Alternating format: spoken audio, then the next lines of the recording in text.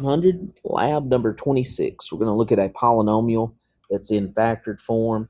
We're going to describe the degree, the end behavior for that polynomial, and then try to sketch the graph based on the information that we know from this particular polynomial that's presented to us and what we know about end behavior and zeros. So when we look at this problem, the first thing we want to decide is the degree of the polynomial. So when I look at this, I have three factors, but this first factor is a repeated factor with multiplicity of 2. So because the exponent is a 2 there. So I have x plus 3 squared, and then x minus 5 and x minus 2. So I were to multiply out this entire polynomial. I'm not going to, but if I did, this first term would end up being x squared times an x would be x cubed times another x would be x to the fourth. So the degree of this polynomial is 4. What that tells me is that since the degree is 4, that I could possibly have 4 x-intercepts, but I don't have to have 4 x-intercepts. I could not have that many, but I know I've got 4 zeros for this. And because the degree being 4, that leads us to the end behavior. The end behavior, when it's an even degree, the left side and the right side are both going to do the same thing. They're going to either both go up or both go down. Okay? And because there's not a coefficient in the front of any of these, that means it's a positive 1 leading coefficient. Because it's a positive 1 leading coefficient, you're going to have left side up and right side up. So both ends, it's gonna follow, this, some sort of shape. Maybe it looks like that, some way like that. If it were an odd degree function, odd degree functions, they go in opposite directions. So you'd have one side down and one side up. If it had a negative leading coefficient, it would swap. Left side would go up, right side would go down. If this polynomial of even degree had a negative leading coefficient, then they would both go down. Even, both ends go the same direction. Odd, they go opposite directions. O and odd, O and opposite. Okay.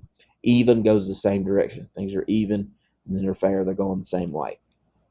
So you want to go left side up, right side up. So up in both directions there.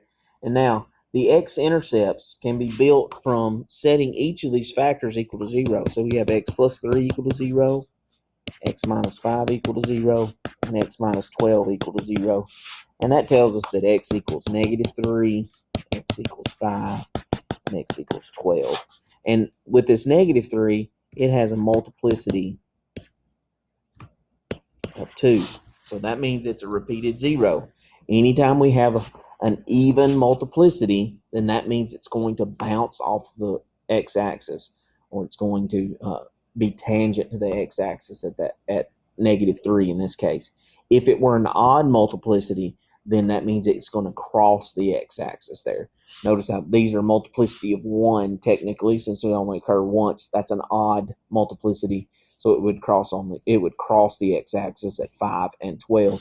And also, if it was multiplicity of 3, it would cross the x-axis. Even multiplicities bounce, odd multiplicities cut through. Okay. So when we look at the graph, if we wanted to sketch the graph of this particular polynomial, I'm using graph paper so I can make it a little bit more accurate. We're going to look at the graph on the calculator as well. But I would, draw myself a coordinate plane, and I could predict what's going to happen. I know it's going to cross the x-axis at 5 and 12. 1, 2, 3, 4, 5. And then again at 12. 6, 7, 8, 9, 10, 11, 12. So right there. And I know the end behavior is going to go pointing up. And then it's also going to touch the x-axis at negative 3. Okay, it's going to touch there. And then I know it's going to cross here. So touch, cross, cross. Okay, so I know that's what it's doing at each of those spots. Okay, so I know this place, if the right side is going to go up, then it's going to have to come through there. and then it's going to do something here, and then it's going to come back up and go there. And then it would have to change directions and come back down to get here. And this is where the touching the x-axis comes in. And then the left side goes up. Something similar to that. If I wanted to be more accurate, I could pick an x value, 0, plug a 0 in, and get the y-intercept for this particular graph. I could get, where it's crossing the y-axis. I could plug in +1, +2, +3, +4. I could get those points in there if I wanted to be more accurate. If I really want to be accurate, though, the best thing and precise thing to do would be graph that factored polynomial using the graphing calculator. So that's what I'm going to do, and I'm going to compare my picture to what the picture from the graphing calculator looks like. Okay, so graphing that polynomial, y equals, and I'm going to clear that one out and type in x plus 3 squared, then x minus 5, and x minus 12. Hit graph. I think I'm going to have to zoom out a little bit here so I see there's the touching at -3, and there's the crossing at 5. I'm going to zoom out a little bit from the center. We can see that really has a steep curve. If I zoomed out just a little more, yeah, it's quite steep there on the graph. So that really the graph should be, this is a major curve right here, way up high, and then coming back down, and then there's a large bit of curve here, way down, going like that. Getting the sketch and getting the actual where it's crossing the x-axis, not bad. In behavior is a big deal.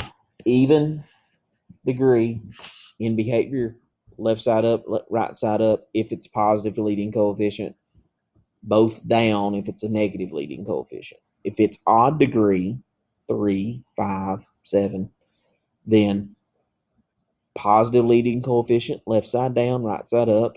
If it's a negative leading coefficient, it flips, left side up, right side down. And that helps you get the idea of what's going on. And then your x-intercepts, if it's a multiplicity that's even, multiplicity of 2, 4, 6, anything like that, then it's going to touch the x-axis or be tangent to the x-axis.